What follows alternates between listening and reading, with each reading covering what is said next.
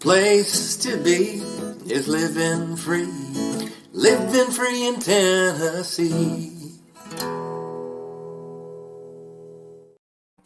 Welcome to Living Free in Tennessee, where we talk about building the life you choose on your terms. Today is Friday, October 24th, 2025, and this is episode 1092 of Living Free in Tennessee. And do me a favor, if you are tuning in right now, let the folks on our social networks know that we're live, because I realized that I just went live without cutting and pasting the link because I was running home from the hairdressers today. So Pippinized Pack Rat, welcome. You're hearing me 5x5. Do me a favor, let folks on Telegram know that we are live and we're having our Homestead Happening show. Of course, I'm joined by Squeaks today, who is waiting for her bottle. She's actually pretty much learned how to eat wet cat food, but she has not, in fact, been stably doing that. So we feel like we're going to add a bottle. What do you think, Squeaks? Do you want a bottle? I'll also be joined by the Tactical Redneck today, but he's wandering around being a tactical redneck instead of joining the show, probably because he wants to support his lower back. Welcome, Michael, to the live stream. So what are we going to talk about? Well, this show is all about updates from the Holler Homestead. So are things a little different today? I think they're always different. Yeah. In what way would you be referring to? I feel like I look different this morning. Yeah. So I'll tell you guys why I look different this morning. Tonight at 7:30 is a concert for Master Singers. MasterSingersInc.com is where you can get tickets if you want to get them. They're $20 and it's a 1950s show. So I have 1950s hair and a 1970s dress on at this time. And I will have a poodle skirt on later tonight while we go and we do the show. It's our annual fundraiser and I'm looking forward to it. And I had to get a haircut anyway. So I was like, hey, could you put my hair up in the 1950s things? And she did. So it was kind of fun. What do you think? You like this look? Do you like any look? Do you even notice looks? Sometimes. Sometimes. When do you notice looks? When it's that different. This one's a lot different. So we're going to tease out my ponytail a little bit more tonight before we go, but my hair always flops down. So that's our featured event of today's show, 7:30 tonight in Cookeville, Tennessee. MasterSingersInc.com to get tickets or show up and buy them at the door, probably. We sold out of the dinner tickets, so now it's the show only and auction. There's a live auction that you can go and bid on and help us raise more money. In fact, there's Holler roast coffee and a farm-to-table dinner in that auction. Silent auction. I said live auction. It's a silent auction. Our also, when they had fins on cars, exactly. The sock hop. We should do a sock hop next year because last year we did a trip to the malt shop and it was all themed around, like candy sort of songs like sugar in the morning, sugar in the evening, sugar at supper time. That was not one of the songs they did, but that would have been an example. They did do lollipop. Lollipop, lollipop, oh, lolly, lolly, lolly. They did that one. So it's kind of a fun time of year. I was telling Mom, it's fun to do a whimsical concert with the choir. We do classical music, which I love, and that's why I'm in the choir. But every so often we do a jazz concert or a 50s concert. So today is 50s. Are you going to go? Nope, he's not going to go. I wasn't expecting him to, though. I've got too much to do. I think you're making that up. You do what you make time for. Okay. Anyway, we're going to talk about having too much to do on the homestead today. But before we do that, I want to thank two sponsors. The first sponsor is, well, here's the thing. If you are facing the following thing, where you are freeze drying food or drying food or need to store food, go to discountmylarbags.com and check out what they have. Toby sources things at the best prices he can get in bulk and then passes those savings on to you. And he has been supporting this show for a really long time. So check them out, discountmylarbags.com. Our second sponsor is somebody you know. I know a lot of people. John Pugliano from the Wealthsteading Podcast. The Wealthsteading Podcast is a great podcast. You can listen to it about once a week. He had a little laryngitis this month, so he didn't get all his episodes out this month, but they're about 15 minutes long. He talks about the state of the world, how he's making money management decisions, and just transparently shares what he's doing. And I think if you're going to check out his podcast, go back to the early episodes where he lays out his philosophy of investing and his principles for investing, because John is all about making money. So check that out. And he's not hiding how he does it from you. So check it out. The Wealth Studying Podcast, which you can download to any podcast catcher on your phone, or go to investablewealth.com, click on podcast, and that'll link you straight up to the episodes. What do you want to talk about first? Wow. What's it like to have a 1950s wife in the holler? There was no breakfast.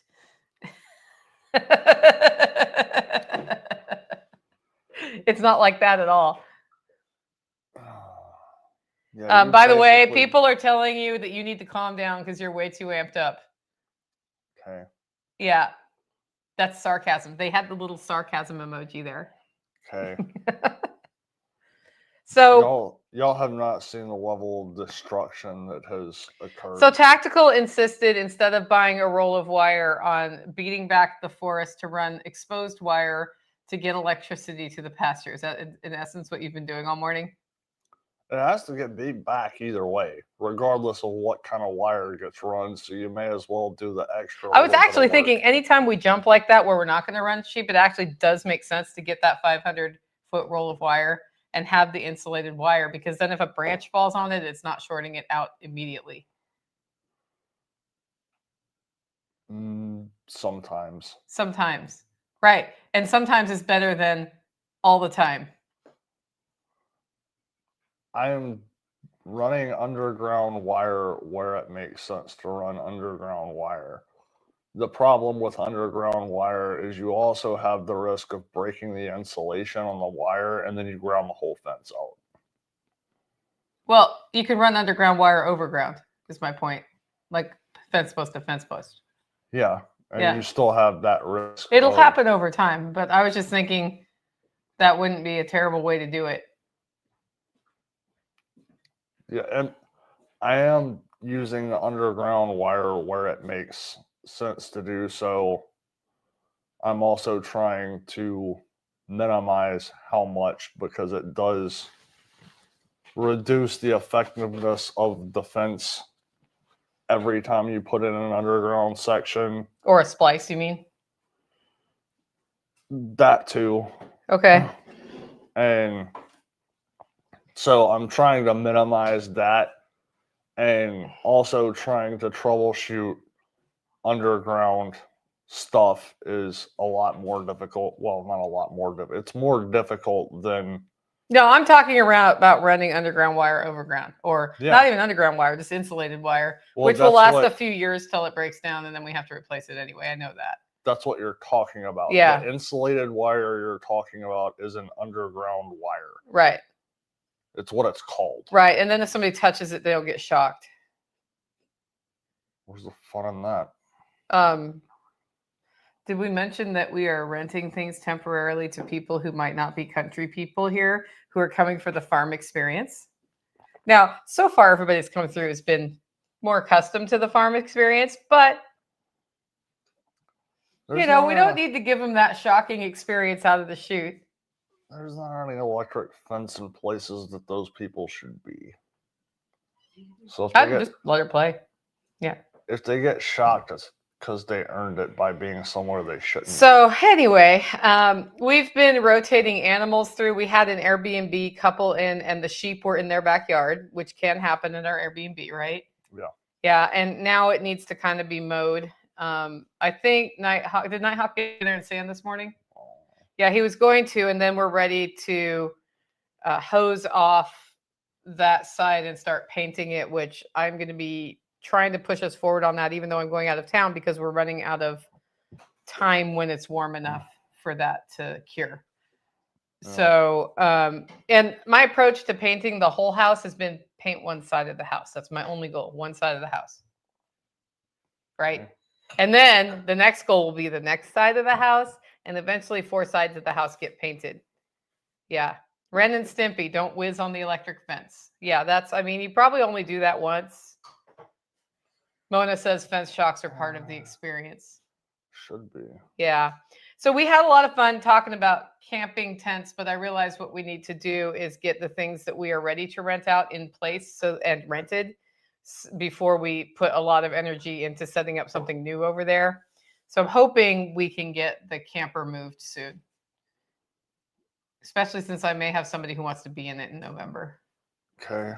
So, but this morning I did send Tactical on a rabbit trail about carports. So tell me about the rabbit trail I sent you on this morning. Well, I was looking at it and it's like, okay, the square tube framed carports, like, would it make sense to just buy the framing? Then it was like, Comes with a roof. It's a square piece of galvanized square tube stock. It's like, let me price that out and just see what it costs to buy a piece of galvanized square tube stock. So it's, I don't know. I've not reached a conclusion on anything yet, but I'd like to find out if when they deliver that, it's in pieces or they deliver it and put it Yes. up for you. I can pretty much guarantee you somehow or another, if you're having it assembled, you're paying for it, whether it's built into the price or whether it's an add-on fee. Well, that's what I was trying to feel is if it's built into the price, then that's one assessment versus building it ourselves from raw materials. Yeah. But those would get we could replace the workshop building with one of those and put some sides on it. For example, we already have a pad down there. I could put one over the swim spot and then it wouldn't get snowed and rained on all summer or winter. I mean, it doesn't snow much in the summer here. And then we were kind of talking about some other places, like not that we're running down this road, but I totally got targeted by an ad today that worked. And then it sent him down a bunny hole. So we're in that place on the homestead where this is an existing homestead that had infrastructure that was already old when I got here. And it's kind of like a game of every time you fix something, 4 other things end up messed up. So we're trying to get through methodically, but sometimes it's just like the easy button would be get a metal building put in and it's like done. Yeah, I have to fight the logic side of my brain on that because I actually understand to an extent like the problems with temperature and heat conduction and all of that. And it's like, but then my brain also goes into a rabbit hole of the problem is the solution, and can you do that in such a way to where it actually vents the heat? It's like, that's an interesting thought process that my brain wants to tear. Well, I mean, Jack Spirko's garage where he does classes is completely a metal framed building, like we're talking about. And it has insulation on the inside. Yeah. So does it get hot and cold in there? Yes. Does it get as hot and cold in there if it was just a piece of metal? No. And does it serve its function? Yes. And when I think about some of the functions we have to serve here, that's why I was kind of going down. Like, even if we build a barn, we could do a metal building pretty easy. Yeah. And, it may not be all of the natural building practices we want, but it would get the thing done. Yeah. So lots of discussions like that, none of which are being acted on right now because what we need to do is get the camper in place and decide if we're turning that other thing into a camper cabin, right? Okay. Isn't that what we were talking about in June? I thought we were doing that. Yeah, we haven't done it yet. So I know we haven't. It's just about like, how hard would it be to move the cabin at this point? Are we dry enough? You mean the camper? Camper, yeah. The cabin's already been moved. And thank you, Red Flyer Media, for loving the 50s pinup look.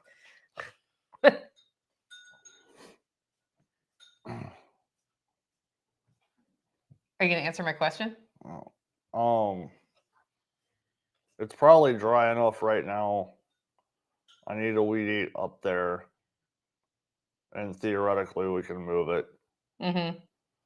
And pray to God we can get the truck out. Yeah. Do we need somebody on like speed dial with a tractor to do that? No.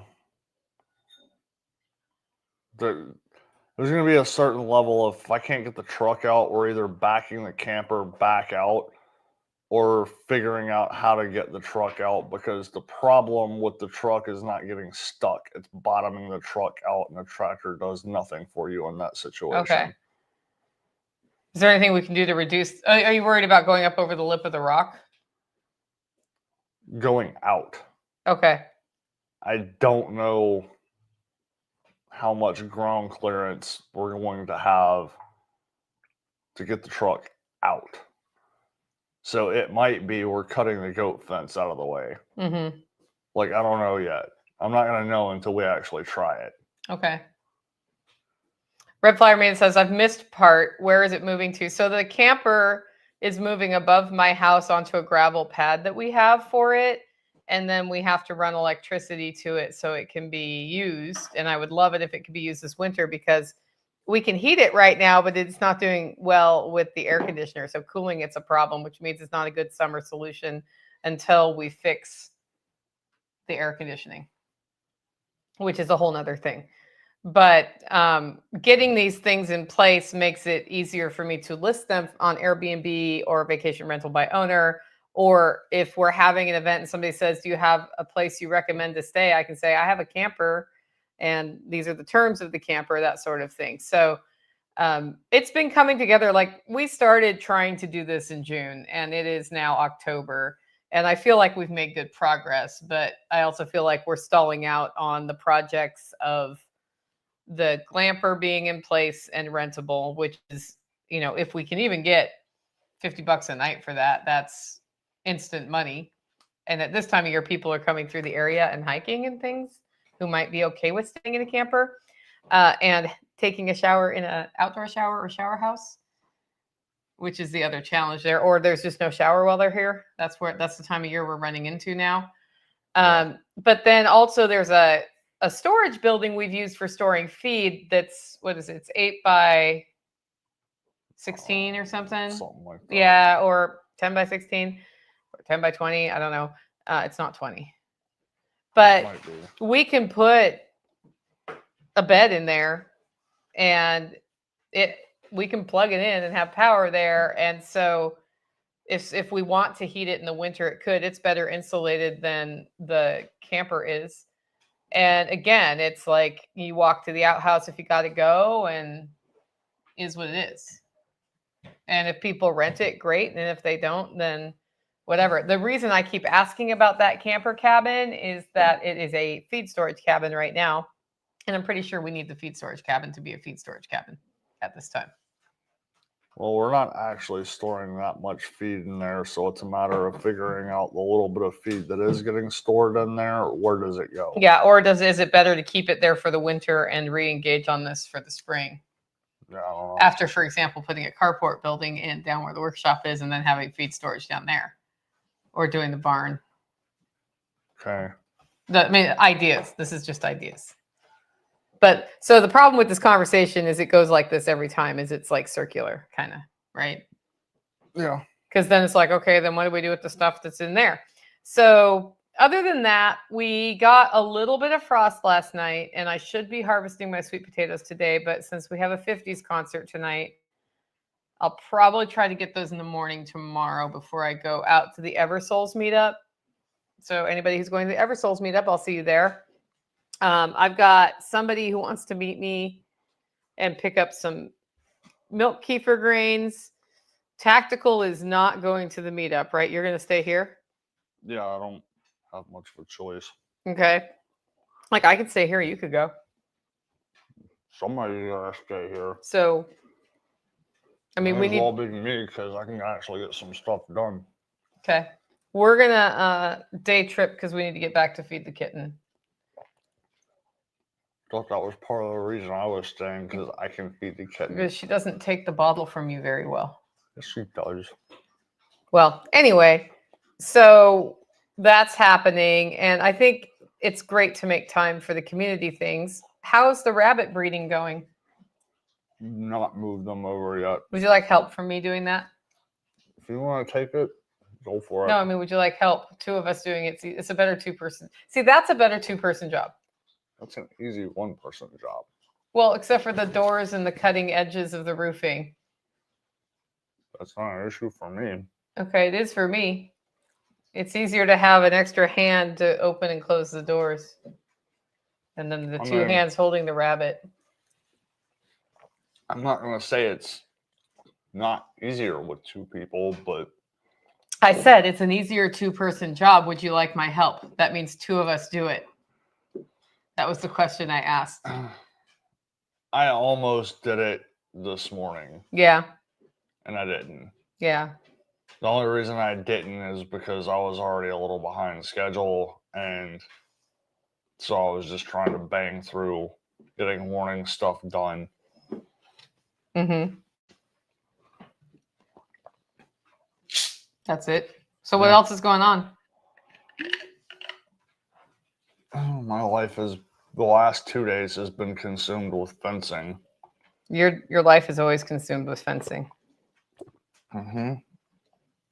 So I know you say that like it can't be changed, but I feel like whenever you say that can't be changed, I feel like we haven't figured it out, that you're being defeatist. I am not being defeatist at all. And when I say that, like, there is a certain aspect of, I am tired of stretching new fencing and ripping old fencing out of the ground. But I am a breath away from being able to power up the pasture off of a fence charger over here. Are we getting a new fence charger? Probably. Okay. We have a Cyclops here, right? If I switch, I'm switching to the biggest fence charger that they make. Okay. You know, I think they're based out of Tennessee, aren't they? I can't remember if they're Tennessee or Georgia or something. I feel like they're in Tennessee near Centerville somewhere.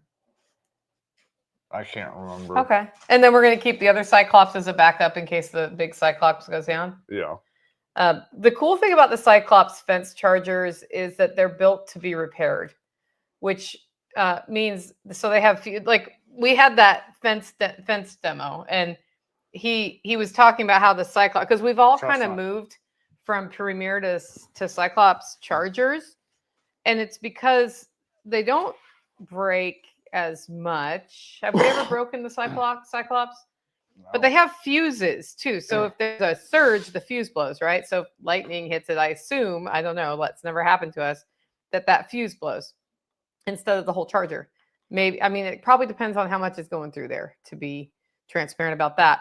But it has two fuses that you can change, and they ship it with fuses taped next to where the fuses go, so that when the fuse goes, you have your extra fuse right there out of the box.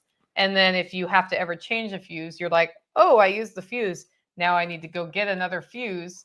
And from a functionality on a farm or homestead standpoint, that's great, because when you're fence charger, you need to have redundancies on is a fence charger. Yeah. Because otherwise, it's like I have to drive to the store to get the thing, right? But also my animals can get out because the fence charger's out. So the Cyclops has really been a good addition to what we're doing. But then also they have great customer service. So they shipped us the wrong thing last year, and we called them. We're like, this isn't the one we wanted. We need the other one. But we were able to jury rig it to use it because we actually needed to use it. And they said, yeah, just use that one. We'll ship the replacement, and then you can ship it back. No big deal. Yeah. And no harm, no foul. Like, not mad at us, because then it's a used charger, right? It's not like they can turn around and sell it for free. So yeah, probably some employee got a really good deal on a fence charger. Maybe. Yeah. Another thing that I really like about them is the fact that their fence charger does not have any bells or whistles. There's no Bluetooth connection, no 15 different settings in case, you know, you want to have a different setting for this kind of day or a sunny day or a cloudy day. It's just, it plugs into the wall. Like, that's it. Like, the only feature that I might want on there that's not on there is an on-off switch. But that's about it. Like, I didn't think you could actually go simpler, so simple that it actually irritated me. Like, that is the thing that I like about them. And that's an underserved market in our network, is the simple, repairable, durable items. So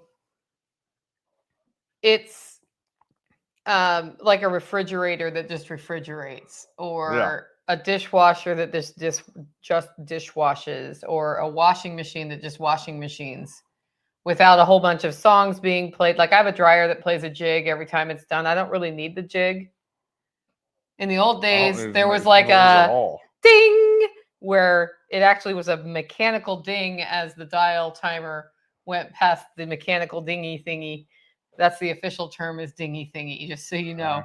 And I wonder, as the homesteading movement gains momentum, who's going to fill that market? Nobody.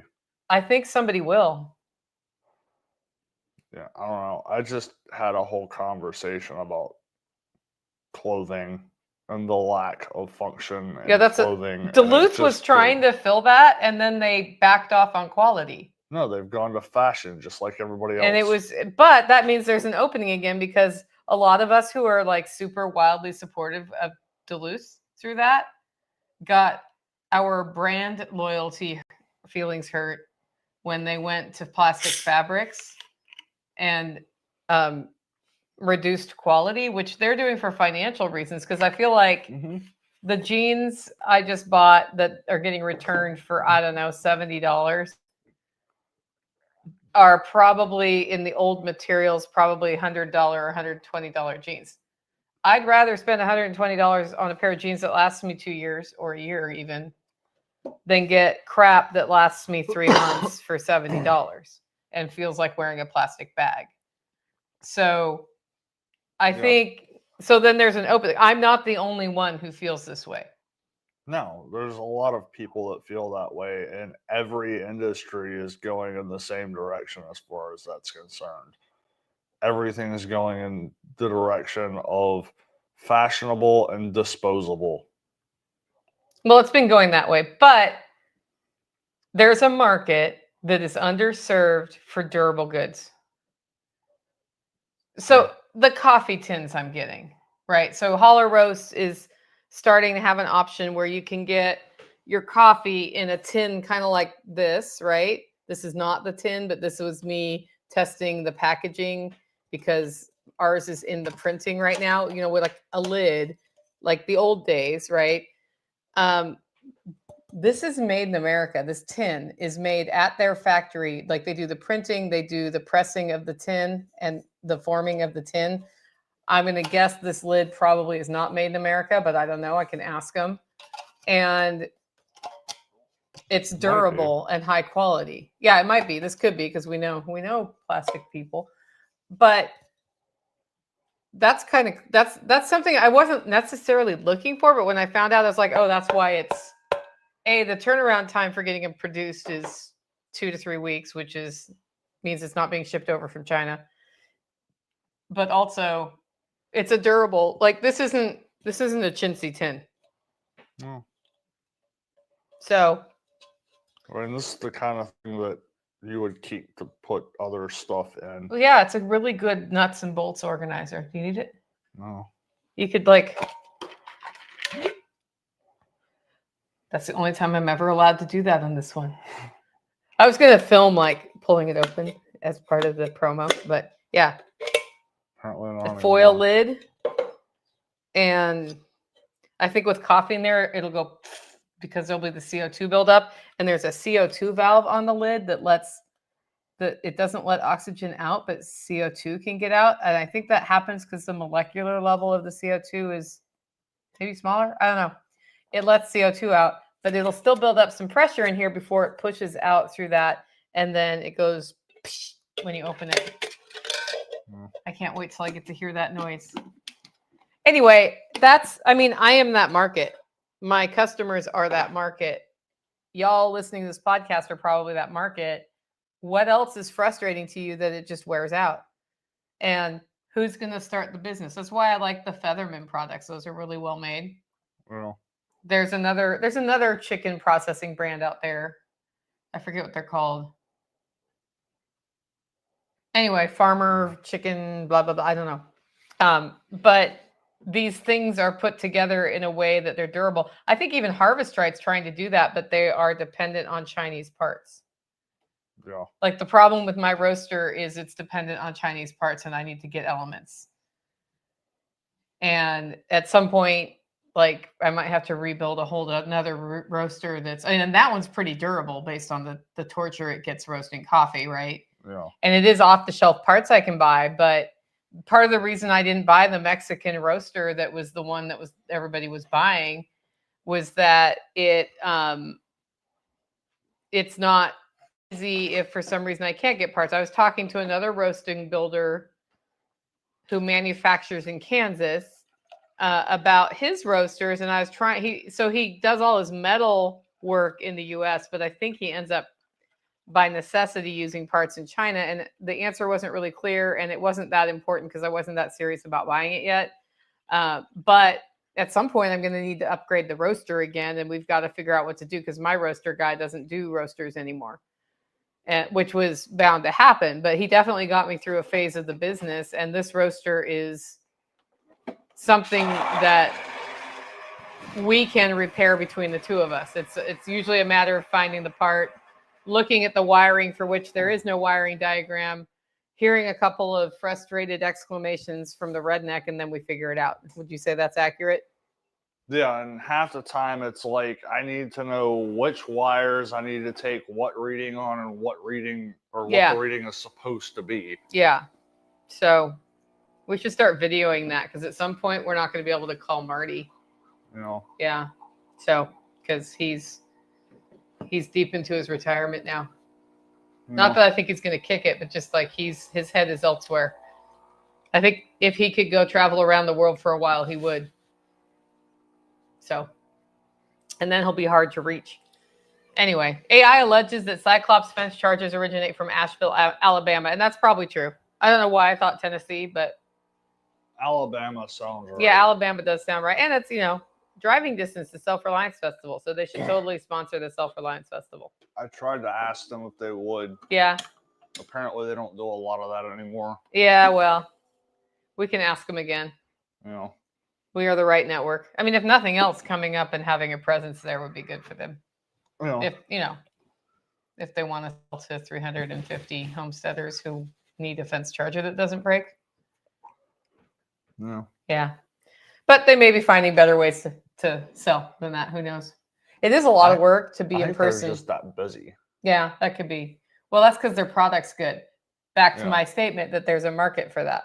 That, right? And they will also spend 45 minutes on the phone with you to help you troubleshoot something. Yeah.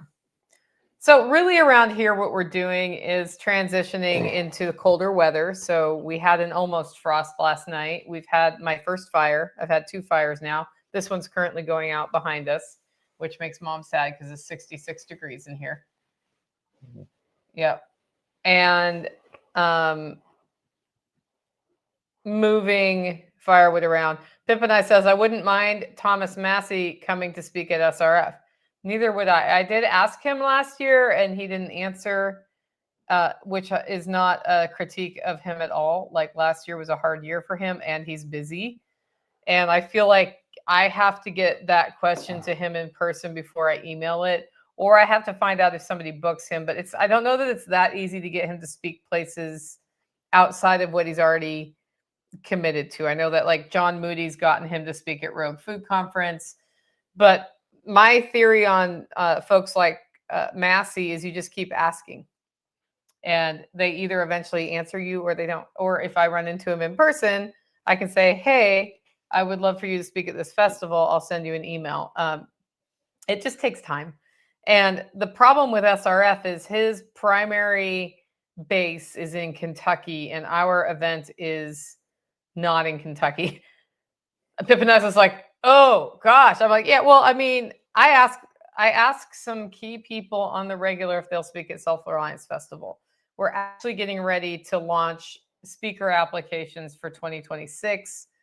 I don't know who the core lineup is, though. I may just ask everybody to tell me who they want and see if we can raise enough money to pay the people who they want. So Hit Him 20 says, just switched to Brave Star raw denim for my jeans and have been using 60/20 work pants for a couple of years and love them. Very pricey. And for me, it's not the price, right? I do want it to fit. So, and I am willing to alter my pants if I need to. So part of my issue is just like, I wasn't really excited about altering pants, but then I went through a whole new search for different jeans after the Duluth stopped carrying the ones I wanted. And I tried on Wrangler and all sorts of different brands. And there was a constant influx of jeans and outgo of jeans. Remember that time this summer? Yeah.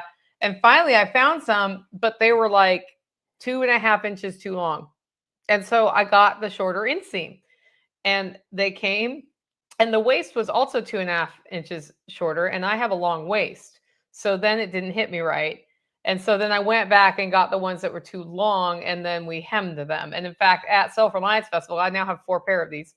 At Self-Reliance Festival, Lonnie and Opalyn were doing the last 2 pair for me. Thanks, guys.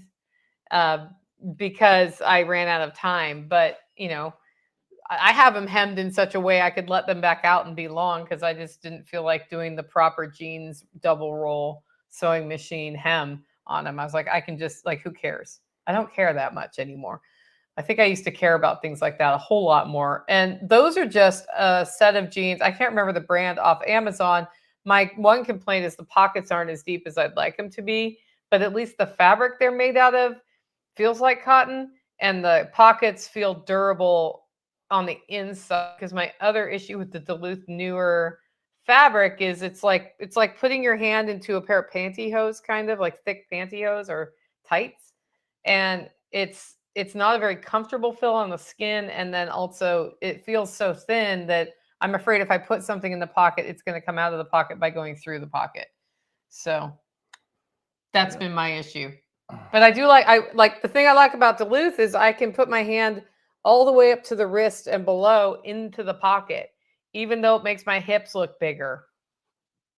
But I can put things in my pocket and they don't fall out, unlike lame-ass girl pockets of all other jeans. But the ones I found on Amazon, I can get my hand to here, to like just where the wrist starts. And I just would love like another couple inches. And it's possible I will just sew those at some time. We'll see. But then you have extra seams in your pocket. So that's the deal. He's had trouble finding a jacket he can wear because he's 6'4" and skinny. And so he can get one long enough, but then it's like he can fit a second redneck in his jacket because it's too big around.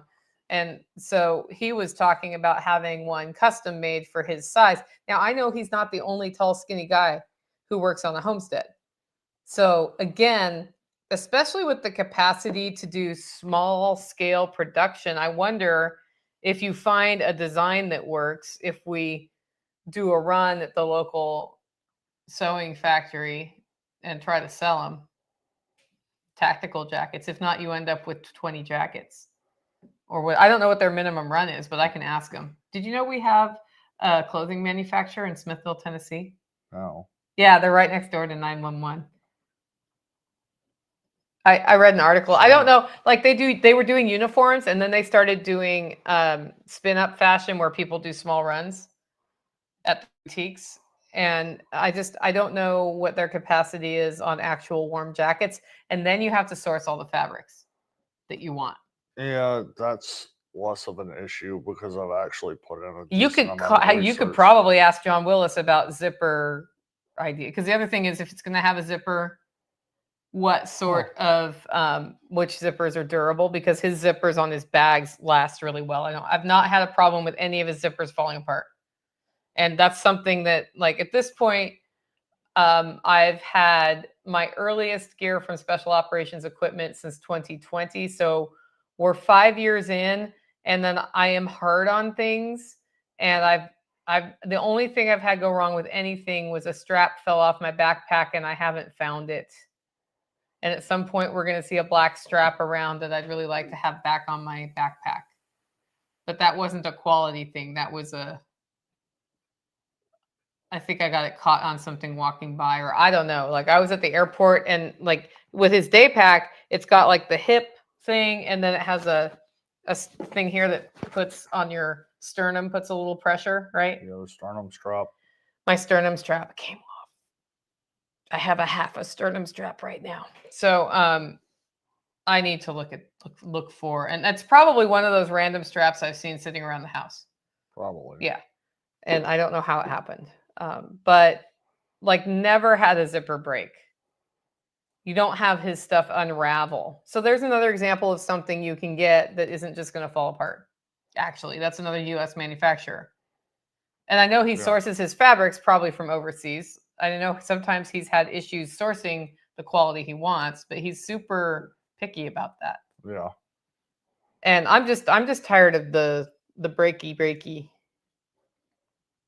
Yeah. I'm just tired of the breaky. I also have a car that may or may not explode in the next couple months. Yeah. I tried to make it explode today, it did not. But it does smell like transmission fluid, but then also you accidentally overfilled it a little bit. So it might just be that it smells like transmission fluid. I mean, radiator fluid. That stuff, yeah. Sorry, coolant. I did mean radiator fluid. Beth Emily says, I hear you about the deep pockets. So yeah, it's time to harvest what we can harvest from the garden. How cold is it going to get tonight? Like 40. Yeah, so we probably won't freeze tonight. So I think I can put it off till tomorrow morning, and I just have to get it done before I go to the Eversoles. And then I also need to roast coffee before the Eversoles, and also somebody's picking up their lamb tomorrow morning. Okay. So we're down to, we sold 8 sheep for meat to people, like whole and half animals, and we're down to the one that you're going to meet somebody when you're over near Dixon. Yeah. Getting the pig.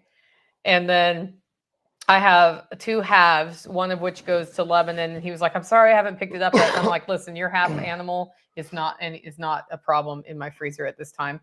And then the one that's going home to California with mom because somebody in California is getting that one. Nice. So yeah, pretty much all the sheep have been processed and picked up within 2 weeks, which is pretty, it's like, it's not just languishing in my freezer, which is good. So I don't know why that happens. Drives me nuts. So yeah, y'all, Tennessee human scene, not good with vehicles. Kerry Brown was just saying he had an issue with the Jeep steering gearbox. Yeah, so my car is a 2013. And the problem with my car is it's a 2013 with 160 something thousand miles on it. And it's a Subaru. And even though they say Subarus don't break, they're wrong. Subarus do break. In fact, the reason I haven't put much into the Subaru is at some point that head gasket's going to go unless it's already been replaced, which I don't think it has, but maybe it was. Don't know the history because I got it used. And if it has, then I'm not worried about it blowing. But around about 140,000 miles, Subarus go through head gaskets. And that turns into a $3,000 to $6,000 project. Oh. So I've been like, well, do I need tires or am I just driving? So anyway, and so far it hasn't gone. But when mom said it was smoking the other day, I was like, oh crap, there went the head gasket. And then my first question to him when I saw him was, is there water in the oil? He said no. So I was like, okay, well, that's good. That probably means I didn't blow a head gasket then. Right? Yeah. Yeah. And the Jeep, I'm just still in the process of working through known issues. Yeah, and then we got to take on the Chevy. He doesn't want to think about the Chevy, but when the Chevy is dealt with and gone, he'll be happy that he doesn't have to look at it. Yeah. So at some point, we got to do that. Yeah, I've got enough other things to worry about than that one. Yeah, like hanging the TV today. I was going to talk to you about that. Yeah. And other stuff in the basement. Yeah, the big thing is hanging the TV and getting the shelf under it so I can take a picture. Yeah.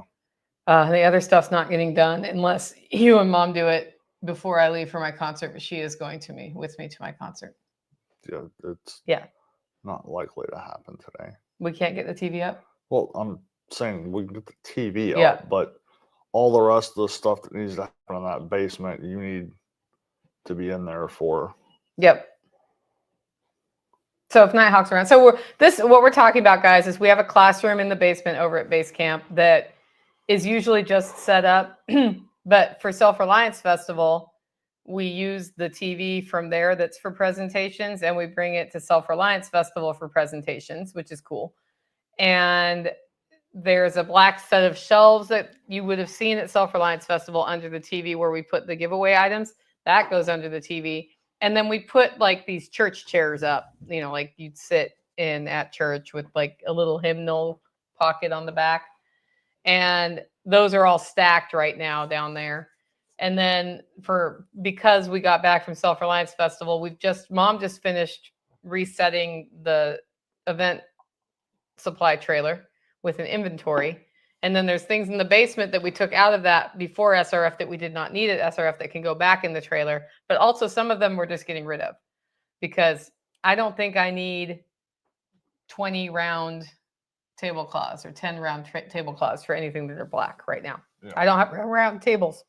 So, and that was just specific to SOE that we had those, and we're not doing SRF at SOE.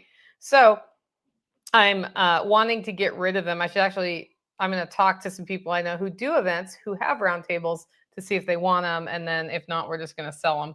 So that just means there's bins in the basement in the way of putting chairs out. And then all of our pop-up tents, various pop-up tents we use are in there and not where they get stored permanently. And that all makes it hard for me to take a picture of the classroom, but we rent base camp as an event space. And I have somebody who wants to do a class there who needs to see what it would look like before she makes up her mind for sure, which is totally understandable. And it's like, well, I can get pictures of the upstairs because it's set for the Airbnb, because Airbnb people don't have access to the basement. But the basement looks like a basement right now because it's got bins and whatnot. So, yeah. Poultry Man and Ashley. So I was thinking of Poultry Man, Emily, besides Featherman for the affordability. So next week, I think we're going to be picking up a whole pig that we bought from Hofgrid Meat Company, which is Emily Hoff, who you are seeing in the comments right now. And I bring this up because they are in pig processing season, and they regeneratively pasture raise their pork. And it's pretty standard at this time of year that farmers are going through the processing part of that process, because you don't want to keep the bulk of your pig flock alive in the winter when they're burning all the calories. And also at this time of year, the temperature drops. So if you were like more traditional and processing your animals at this time of year, it's colder outside, which means you don't have to move as fast when you're processing the meat. They, however, are taking them to, you can choose USDA or not USDA to get processed. They sell them by the piece. So they do the USDA processing, and they distribute at a variety of different farmers markets.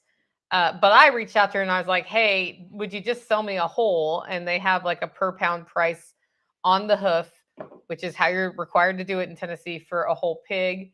And then I just did the cut sheet with the butcher. And I don't know, we find out today if we can pick it up early next week. And then that's going to fill our freezers up again. So it's good that the sheep are out of the freezer because some pig is going back in. And she raised a pretty hefty pig there, I noticed. Didn't see.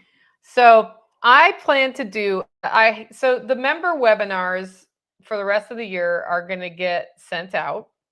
And one of the ones I'm going to do is, so you bought a whole pig, now what? That's going to be the webinar. And I'm going to talk about the process of buying a whole or half animal, when you're faced with a cut sheet, what things mean. We're going to talk about choices you can make that brings the butchering price down, right? And things like you can pay the butcher to make the bacon, or you can make the bacon. I make the bacon. So I just want the whole pork belly, as it's going to come frozen. You have to defrost it, and then you cut it into the size you want. You weigh it, you do your curing. That's a really easy way to shave down the price. Plus, you can dial in the flavor you want, and you also know you're getting the belly from your animal, because I think some processors sort of have a rotation going, right? I don't know about this processor, but you can have them make your sausage by mixing spices into the sausage, or you can have your own spice blend and mix it yourself. You can have them make the beef patties on a cow, or you can make your own beef patties.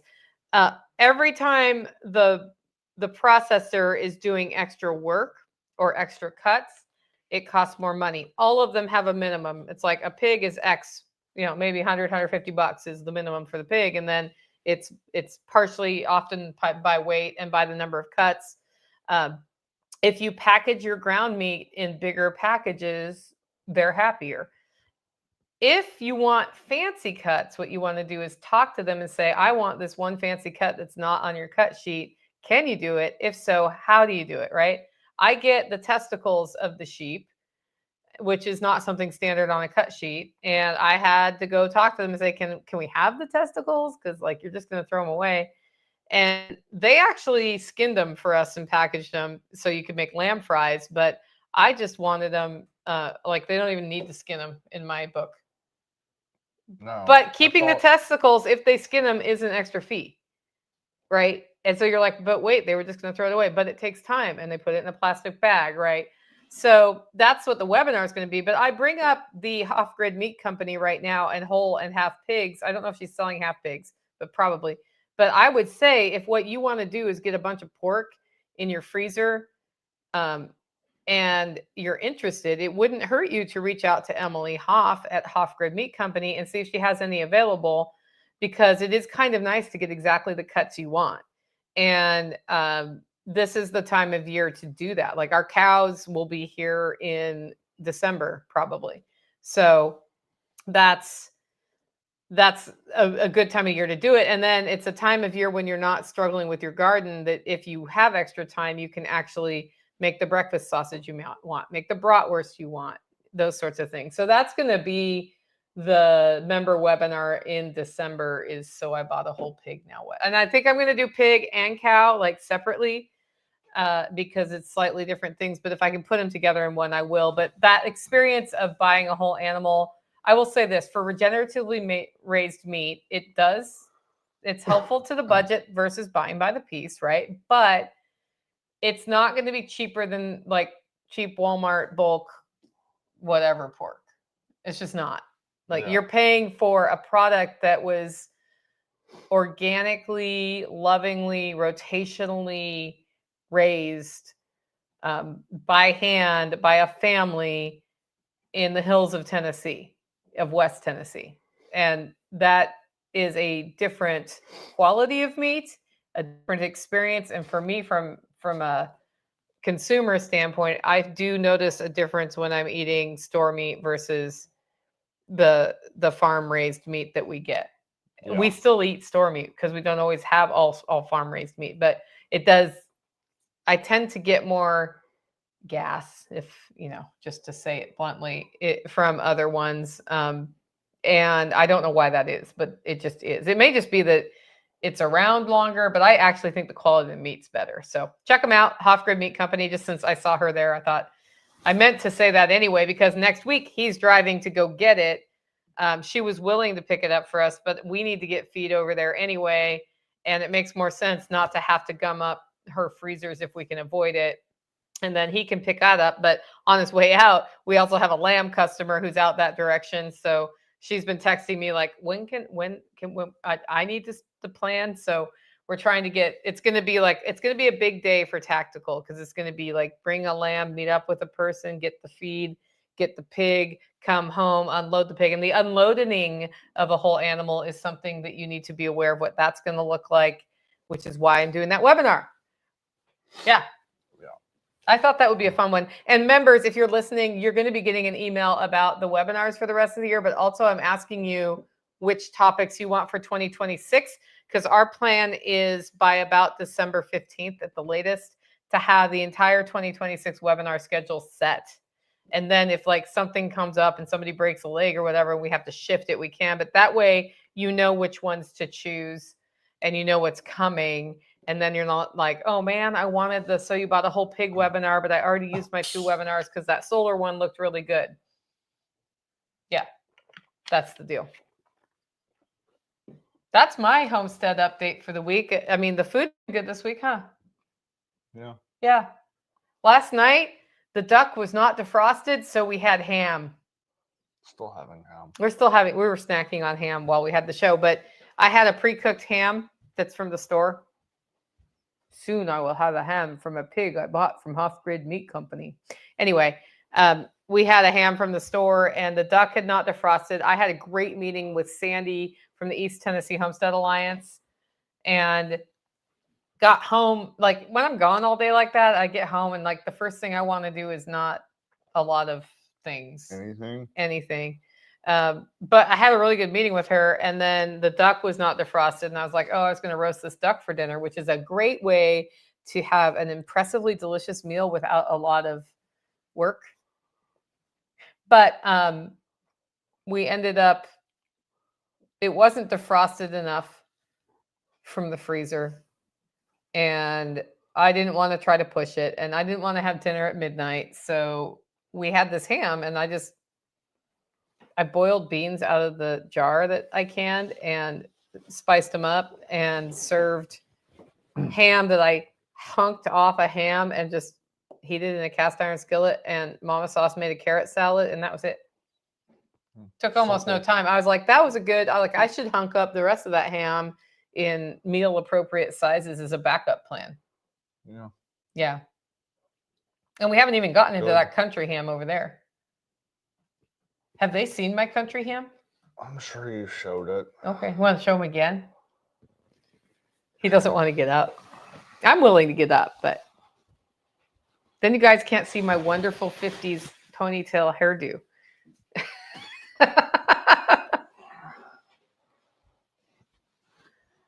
This I got to serve at the Holler Hub when we do events and whatnot. And it's actually time to get it cut up and used. So when you buy that, it's from, I can't remember the company, but they're in Murfreesboro. When you buy one of those, they actually say they'll cut it up for you for free. So I could travel to Murfreesboro to cut it up, but I'm actually going to call them and say like, do you have special tools for that? Or can I just cut it? Because I mean, how hard can it be?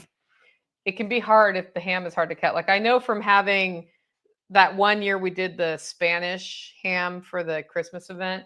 That was hard to cut, but I eventually got it done. But you had to have, like they included a knife and the knife they included didn't work very well. And I finally just used my bread knife from Amway, which has gotten me out of a lot of problems.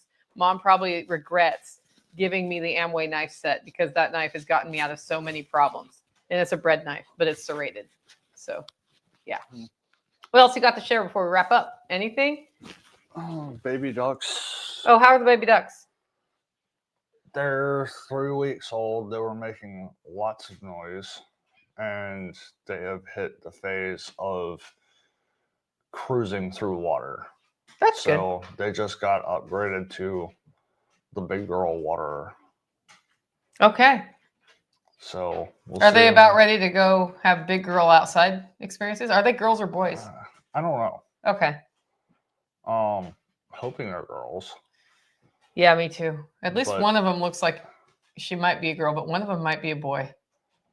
Yeah, I don't know, but I want to figure out some way of setting them up in the duck coop, but staying separate from everybody else so that they can get out of the bin on my back porch. But that means you want to scoop the coop too, don't you? I need to do that. I've needed to do that for a little bit. There will be a Johnson Suk bioreactor demo here that involves scooping the coop sometime in the next 2 weeks. Well, that's because that's where it's going, right? Yeah, I'm going to do it a little bit differently than the one that's up here. What? I like that one.